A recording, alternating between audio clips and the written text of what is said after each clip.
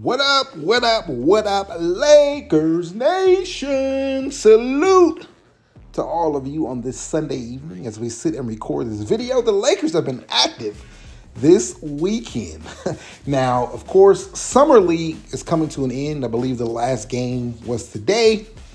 And we thought that the Lakers would be really active out there in Summer League. We were all expecting a trade could get done.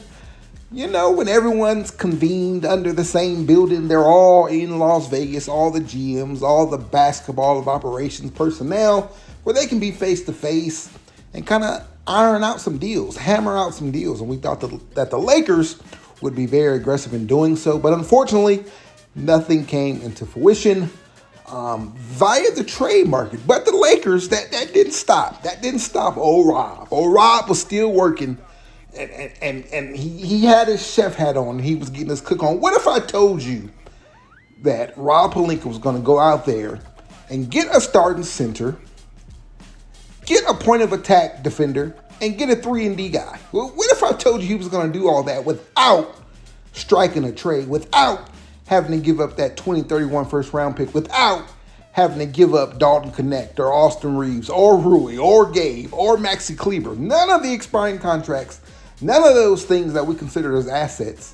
What if I told you he was going to go out and check all three of those boxes without giving anything up? You would not believe me, because if you told me that coming in, I wouldn't believe you. But guess what? Rob did just that. Yes, he went out and checked all three of those boxes. Deandre Ayton, your starting center. Check. A 3-and-D guy in Jake LaRavia, 23 years old. Check. A point of attack defender. Yes, a point of attack defender. Check. He checked all those three boxes. And it wasn't via trade. He didn't have to overpay to do it. He didn't have to give up the assets that we have. No, he didn't have to do it. He didn't have to take back any bad contracts. He didn't have to do any of that. He strikes again. Now, you have to give credit to Rob Pelinka. This is the second time he's done this. The second, well, really, three times, I believe Rob really struck gold, right? The first time was how he pivoted after we didn't get Kawhi Leonard. We know we landed AD. We all were awaiting Kawhi. Yes, Kawhi's on the way. Kawhi's on the way, right? Kawhi swerved us at the last minute. The Clippers were able to get Paul George. They were able to get Paul George, and that pretty much signified or landed Kawhi Leonard for them, right? And then immediately after that, boom, Lakers agreed to terms with Danny Green. Boom, Lakers agreed to terms with this guy and this guy and this guy, right? So Rob had a backup plan. After we got swerved, after we lost out on Kawhi, he filled that roster out.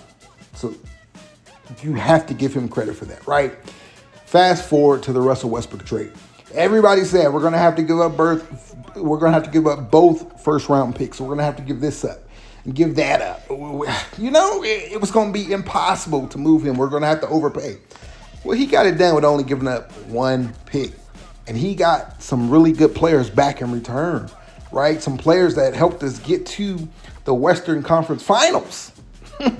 So the way he got out of that, you have to give Rob credit for that. And then you come into this season, everybody said the Lakers don't have enough assets. They're going to have to give up everything that they have. They may even have to give up Austin Reeves to improve this team, to go out and get what they needed. Well, no, he didn't do any of that.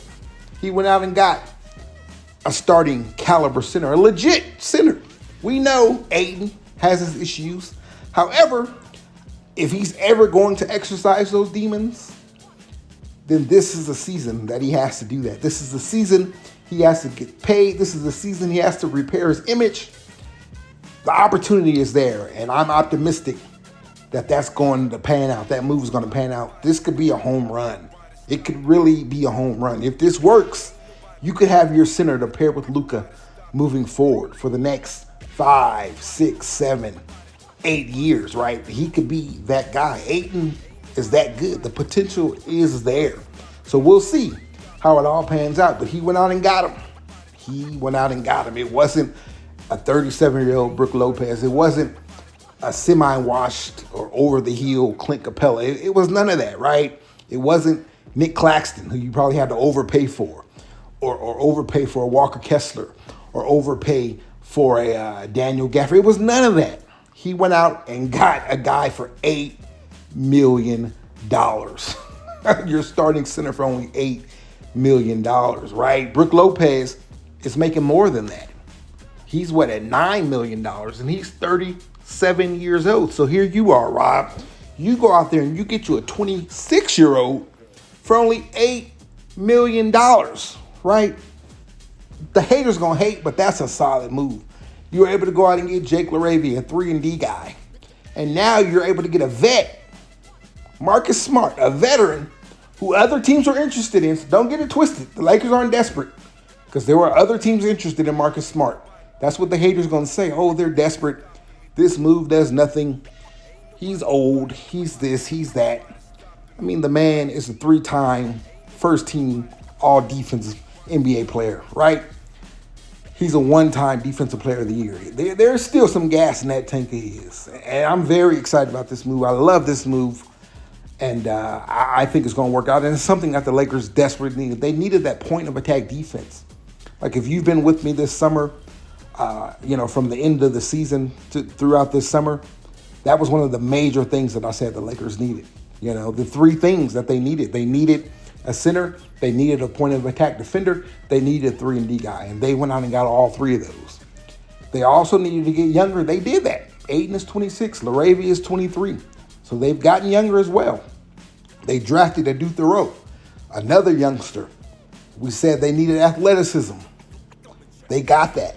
They got that. So I'm very excited. Deandre Ayton is very athletic at that center position. In fact, he's one of the most athletic bigs in this league still. And that's him. That's an unmotivated Deandre Ayton. When he steps foot on that court, he's one of the most athletic guys out there. Go watch the film. The way he runs that court, go watch the film, or just wait till the fall. You'll see it.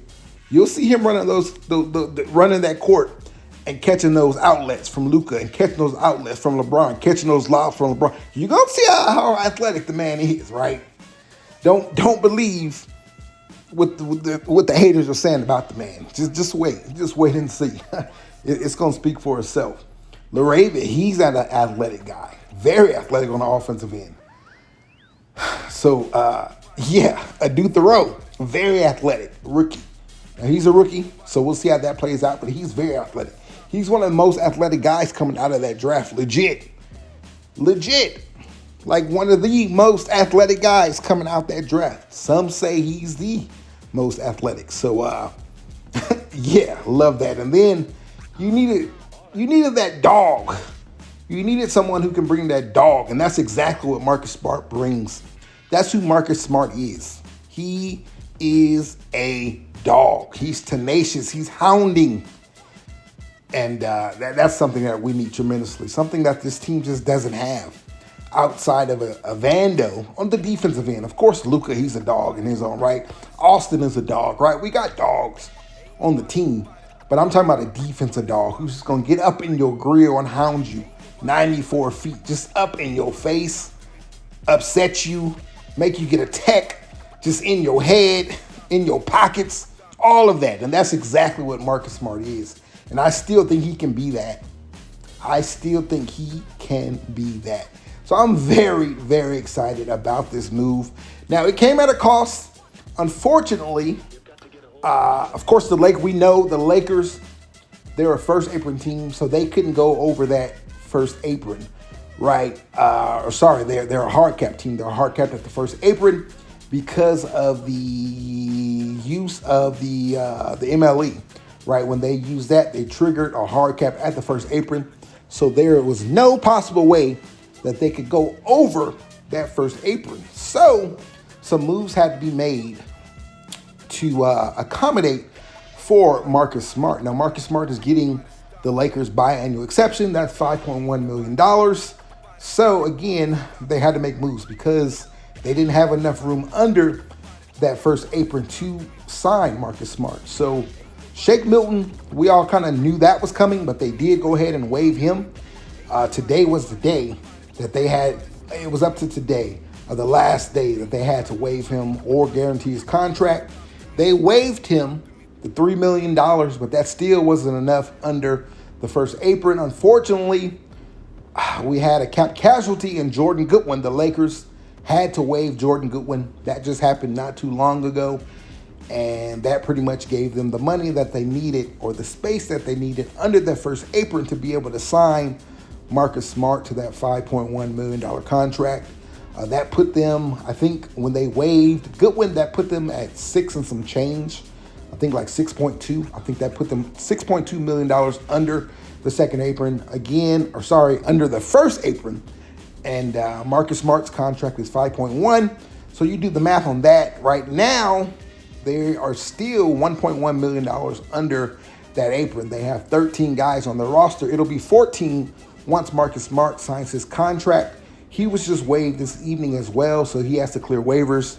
What's that, 48 hours before he can clear waivers, and then the Lakers can go ahead and sign him. So they'll sign him to that 14th roster spot, and they'll be $1.1 million underneath that first apron. Remember, that first apron is a hard cap. The Lakers cannot go over that first apron whatsoever by any means necessary. Therefore, they pretty much won't be able to sign another guy outright. If someone becomes available, someone else gets bought out, or whatever the case may be, they won't be able to sign him.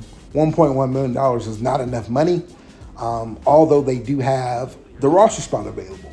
When they sign Marcus Smart, that'll put them at 14. Remember, you can carry up to 15. You can have 15 on your roster. But again, only being $1.1 million under that first apron, the Lakers aren't going to be able to sign anyone. If they do add to this roster anymore, it's going to have to be via trade. However, I just don't think there's any trades out there for the Lakers, at least not right now. Because if there was a trade out there, they would have executed a trade instead of waiving Jordan Goodwin, right? So, yeah, there's not a trade out there. That was the other option that they could have went the other direction. The other direction they could have went to accommodate Marcus Smart was, pretty much offloading a contract. You got Maxi Kleber there. You got Gabe Vincent. They could have offloaded one of those contracts via trade and freed up the necessary cap space, but I just don't think there's anything out there, because if there was, I think they would have done that as opposed to waiving Jordan Goodwin. Jordan Goodwin is a guy that they wanted to bring back. They wanted him on this team. He earned a spot on this team. Remember last season, he put in work. And the Lakers ended up converting his two-way to a regular contract. And he's the guy that they wanted. If anything, they wanted him on the roster just to have some depth, right? We know how much depth is needed in today's NBA. We've seen it in the playoffs, OKC and Indiana and so on and so on and so on. They all have depth. So if anything, they wanted Goodwin for depth, but I think Goodwin was going to get some rotational minutes. I think he's the guy that you want on your roster for 82 game season. He may not be impactful during the playoffs, but he's a guy you want on your roster to help you get through the season. Specifically when you have a superstar like Luka, when you have a 41-year-old like LeBron and some of these other guys. He's a guy that you want on your roster. But unfortunately, there was no way to keep him because they had to clear space for Marcus Smart. Again, it wasn't the roster spot that we needed. It was the money, because they are hard capped at the first apron, so they cannot go over that. So it's a cap casualty. Very unfortunate. Again, I wanted him here. I know the Lakers wanted him here. And it's unfortunate that he has to go. I think he'll find a new home somewhere. We're wishing him the absolute best. You absolutely love seeing stories like that. And the Lakers have had so many of them over the years, where guys like that, they get opportunity and they make the squad and make the best of their opportunity. And then the Lakers have to let them go because they just can't keep them, which is such is life when you have a Luka Doncic and a LeBron James and Austin Reeves and, all these top-heavy, when you're a top-heavy team like we are, you lose guys like that. So it's unfortunate that he has to go. But again, it's something that the Lakers absolutely had to do because you had to make room for Marcus Smart.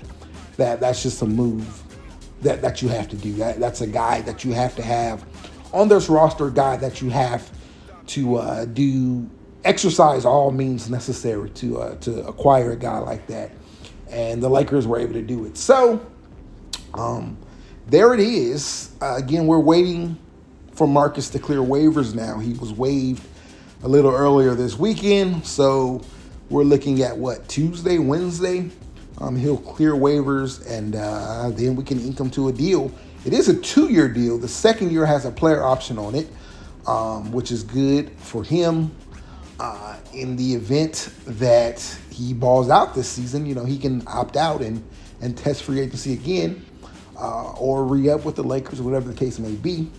And then there's our protection. If he doesn't, play well, he's still protected. He can just opt into that contract. Again, it's $5.1 million this year, a little bit of a raise. Next year, it raises from 5.1 up to 5.4. A guy like him, I'm not complaining about that at all. I'm actually very excited about that move. I'm interested to see what the starting lineup will look like, because I'm a guy, I'm throwing Marcus Smart out there in the starting lineup. If I had to, if I could choose the starting lineup, if I had my way, I think I'm starting him. I'm probably moving Rui Hachimura to the bench, and starting Smart. I think I'm rolling out like that, a lineup of Luka, AR, Marcus Smart, LeBron, and Deandre Ayton. I think that's my starting lineup because, again, I just think that you need that defense in that starting lineup. You need the balance there. Now, ideally, you would love another wing, to replace Rui, a starting caliber wing. But right now, that's just not in play. That's just not in the cards. Who's to say, come trade deadline, if we do go out and acquire another wing via trade? But we'll save that conversation for another day. But right now, it's Marcus Smart. And I think I'm starting Marcus Smart. Not so much of the wing, but he'll be that point of attack defender. Because defensively, again, this is a defensive move, right? Offensively, you got a lot of firepower in that offense. Even though Marcus Smart isn't a scorer like that, he's not a bona fide shooter or any of that.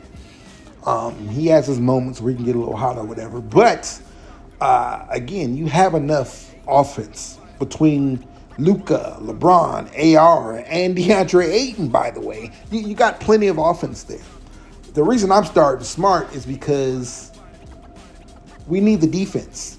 Again, you have plenty of offense, so Rui sliding over to the bench, you're taking away his offense. That's okay because you got that covered in the other 4 guys. But defensively, there's a lot left to be desired in that lineup. So that's why I'm starting Marcus Smart. Marcus Smart, he's a guy who's going to go out there and guard, those guards. We know the West is full of guards. He's going to be that guy that you're going to throw out there on those elite guards in the Western Conference.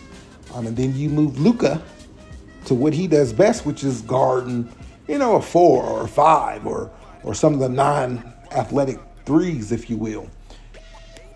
That's where he's best at. And that's why I want to throw Smart out there in that starting lineup. So we'll see how it all plays out. Again, we have a long ways between now, July 20th, and camp and the regular season. So we'll see how it all plays out. But if I had to foresee things or say what lineup I want to see this early on, I think that would be the starting line. And then having Rui on the bench, that offense on the bench, I think that's that's big time right there. Rui can legit be a 6-man, an elite 6-man. And we had this conversation before. I said if the Lakers didn't make any other moves, I was interested in potentially starting Vando for the defense to bring that balance in here. But now you got Smart. I think he brings that same balance. And, man, if Vando could get it right, if Smart can be closer to the Smart that we've become accustomed to or we all know, I'm not saying he's going to be that. He's older. It is what it is. He's a little older than that. But if he can just get back to that. And Vando can get back to being Vando. Imagine having those two dogs out there defensively. That'll be exciting to see. Some exciting basketball right there defensively, having two dogs like that out there. But we'll see. We'll see how it all plays out. But again, I'm very excited about the move. So Rob was able to turn DFS into Deandre Ayton, Jake LaRavia, and Marcus Smart. That's what he was able to do. So salute to Rob Pelinka, man. He was in his bag, back up against the wall. You don't got the assets, and he was able to get it done. And also, again, he was able to do all that without having to give up anything. So now all of those assets that you had, all the assets that we thought that you're going to have to spend just to get a center, just to get a starting caliber center, you've kept all of that. So now the Lakers are in prime position to be aggressive all season long, to be aggressive in December. After, they like to have that 40 game period, if you will, to see how they look before they start making moves, or 20 game period, 30 game period, 40 game period, whatever the case may be. So they can see how things look, and then they can still go out and make another move. Because guess what? You still have Rui's expiring contract. You still have Gabe Vincent's expiring contract. You still have Maxi Kleber's expiring contract. You still have Dalton Connect. You still have a second-round pick. You still have a first-round pick. You still have all of that at your disposal if something becomes available. Andrew Wiggins might become available at the deadline. Right now, their asking price is high. Pat Riley wants a lot. He wants too much. He wants someone to overpay, and the Lakers smartly aren't going to do that. They're not going to overpay for Andrew Wiggins, which I don't believe that they should. I don't think that they should have to give up their young player and Rui and a first-round pick. They shouldn't have to give all that up for Andrew Wiggins. But at the deadline, when Miami is 10 games under 500, and they're looking to sell, then that price may come down a bit. And guess what? The Lakers will be right there in position to strike a deal because they were able to keep all those expiring contracts. They were able to keep the pick. They were able to keep Dalton Connect. So they can be very aggressive at the trade deadline, man. So shout out to Rob. You were able to go on and address the things that we needed to address and keep everything, keep your assets and stuff to make a move at the deadline or make a move at it throughout the season. So, man, it's going to be exciting, man. I love the moves that we made this offseason. I wish that there was a trade out there that we can go out and do. But, again, it's only July, so we'll see. There's still time left, right? From July 20th to camp, there's still a lot of time in between there. So, something may become available. I'm just happy that we didn't overpay. I'm just happy because so many times we've had to overpay. So many times we had to give up a young player to get somebody back. So many times we had to take back a bad contract to get somebody. So many times we had to throw in multiple second-round picks or a first-round pick or this or that, and we didn't have to do any of that this summer. So very excited about that. But we'll keep our eyes open, because some could open up. A trade could open up. We'll see. But if not, you got to love the moves that we've made so far. 3-and-D guy, 23 years old in LaRavia, who may surprise a lot of folks, man. He may surprise a lot of folks. Deandre Ayton, your starting center, who could potentially become the center, right? Not just a center, not just a guy for now, but he could be the guy moving forward to pair with Luka. And then you went out and got a Marcus Smart, which is a big major piece for a team that's looking to contend. Something that we needed tremendously was that point of attack defense. And you went out and got that for only $5.1 million. So all solid moves by Rob. You kept all your assets. So, yeah, man, I'm just on here to give Rob his flowers, man. Salute to you, Rob Pelinka. And let's see what else happens. Another move could be coming. Although I personally don't think so, because I think it would have happened. I think the Lakers would have much preferred to make a move instead of waiving Goodwin. But we'll see. We'll see what happens. But again, the important thing is the Lakers checked major boxes that they needed. 3 major boxes that they needed this offseason. They checked those boxes, and they did so without having to give anything up. So they're able to keep their flexibility to make a move throughout this season. So, yeah, man. Again, shout out to Rob. Very big move, a big weekend for the Lakers. And I'm happy about it, man. Let's see what else happens the rest of July. Now, typically, when August hits, pretty much after Vegas Summer League, that's pretty much when everyone goes into vacation mode somewhat. They all take their vacations to the private islands and so on and so forth with their families and doing all that. So we'll see. We'll see if a late summer move does get done. But if not, we'll see how this all shapes out, man. We will see. We will see. We will see. My time is up, man. I'm your boy, LOE. If anything shakes, we'll hop on here and talk about it. If not, I'll tap in with y'all when I tap in with y'all. Have a good week, man. Marcus Smart on the way again Tuesday or Wednesday when he clears waivers. I think that's when we can officially welcome him in. And yeah, let's see what it do, man. Let's see what it do. Purple and gold till we die. Purple and gold we ride. I believe purple. My heart beats gold. It is and always will be. Lakers over everything. LOE out. Peace.